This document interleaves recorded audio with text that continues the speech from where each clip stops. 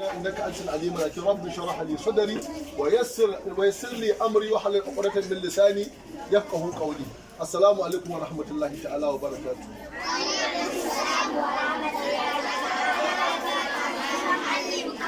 To insha Allah azim shi wannan program da ake kira da birthday bi ma'ana maulud an gane ko tunawa da ranar haihuwar wani abin haihuwa an gane ai shi ake kira da birthday bi ma'ana ranar haihuwa ranar haihuwa birthday an gane ko ranar haihuwa idan mutum ranar haihuwa kusa idan aka haifi mutum yau yaushe ne ranar suna idan ranar ta ƙara zagayowa ko to sai shine ake yin suna to tina kaga bi ma'ana a wajen bahaushe kun ga tinawa da ranar da aka haifi mutum idan ranar ta ƙara zagayowa sai a yi suna ko an gane to haka za idan shekara ta kewayo ma ana ƙara yin wannan saboda ba don komai ba shi birthday godiya ga Allah subhanahu wataala ne saboda wata ni'ima ce wanda Allah ne kada yake yi yanzu misali a bani hankali yanzu misali haihuwa mutum an gane ko a ina wani kamfani da kuka ji cewa yana kera mutane babu ba wata bishiya an gane ko kamar yadda take tsira ta yi ƴaƴa ga mangwaro ko da ake samu da ake bishiyar mutane ko mutum ya taɓa ji babu ba wata gona da ake shukawa kamar yadda ake kwakulo dankali da doya da aka ce ana kwakulo mutane a ƙasa babu ko yawwa dan adam shine yake haifar dan adam an gane ai to a wannan ni'imar Allah ne kawai ke yin ta idan ka kalli yaya ma ake a samar da mutum an gane ko daga ɗaukarsa a ciki kawai za ka san wannan iko ne na Allah babu wayo ba dabara a ciki na taɓa ba da wani misali na ce shi wannan ciki da kuke gani wato wani rufi ne cikin rufi da Allah yaran nan su mana shi wani rufi ne cikin rufi an gane ko bayan shi ciki kun san ba fata ɗaya ba ce fata ce da fata suka haɗa guri guda an gane ko suka samar da ciki to bayan shi cikin ciki din an gane ko ɗan ba wai a cikin yake ba an gane ko bayan cikin to kuma a cikin mahaifa yake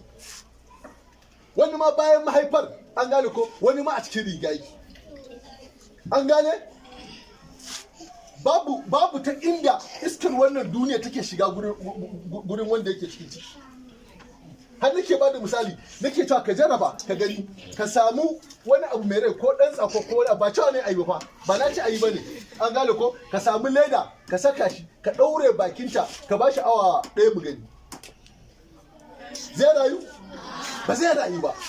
to ya kai dan adam yake yin wata tara a ciki wannan dole ka jinjina wa Allah ko ba ka bane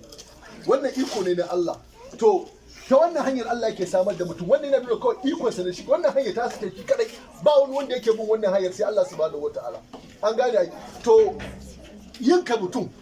dauki yin ka mutum ba tinkiya ba akuya an gane ko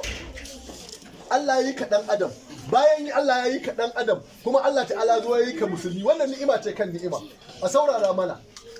an gane ko ni'ima kan ni'ima to da haka wanda ya samar da kai a matsayin mutum ya kamata a ce ka rinka yin wani taro an gane ko don ka gode masa ya yi ka dan adam mutum musulmi ma an gane ko to gaskiyar magana ana yin badde ne don godiya ga Allah subhanahu wataala saboda Allah ta'ala yana cewa la in shakartum la azidannakum idan kun gode za a ƙara muku ina fatan an gane ko ba a ganewa ta gani ne kamar ba a bani hankali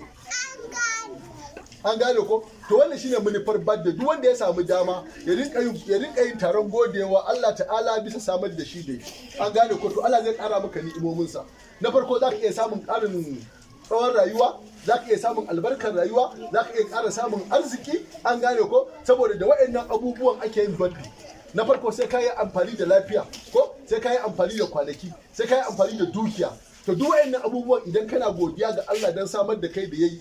an gane bisa kyakkyawan tsarinsa to Allah zai ƙara maka wa'annan abubuwan lafiya tsawon kwana arziki an gane ko to mune wa Allah ta'ala godiya ita wannan yarinyar Rabia yau ake birthday ɗinta ta cika shekara nawa ne shekara 4 ko shekara 4 daidai an gane ko to alhamdulillah ala hadhihi ni'ima muna godiya ga Allah subhanahu wataala da yayi mana wannan baiwa din alhamdulillah saboda ko jiya muna tare da wani mutum wanda shi ba shi da bukatar ta wuce da ko nawa ne ya ce shi yanzu da zai samu da to wallahi tallahi ko nawa ne zai kashi a wajen su zai iya yanka shanu ba shi da da kuma ya fi ni a shekaru ya zama dattijo ba da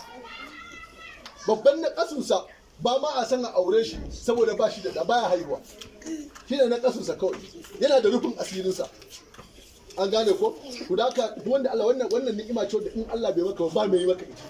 ba mai maka ita da haka mune wanda Allah ta'ala ya masa baiwa da ainihin ba shi da to sai a gode wa Allah abu kuma da ya fi cancanta shine dora yara akan tafarkin da ya dace alhamdulillah ku saurare ni ku dukan iyayen ku sun yi abin da ya kamata Allah akalli sun kawo ku makaranta an gane ko inda za ka san alkur'ani an gane ko ka san manzan Allah ka san ahlul baiti alaihimus salam an gane ko ka san kanka iyayen sun gabe muku komai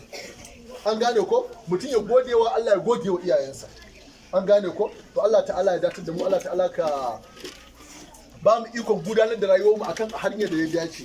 an gane ai Allah ta'ala ka taimake mu akan wannan an gane Allah ka taimake mu Allah ta'ala ka agaje mu Allah subhanahu wata'ala ka sanya rayuwar mu ta zama mai amfani Allah ta'ala ka sa mu zama masu amfani a cikin mutane Allah ta'ala ka yi mana kyakkyawan rayuwa kyakkyawan ƙarshe kyakkyawar makoma wa sallallahu alaihi wa sallam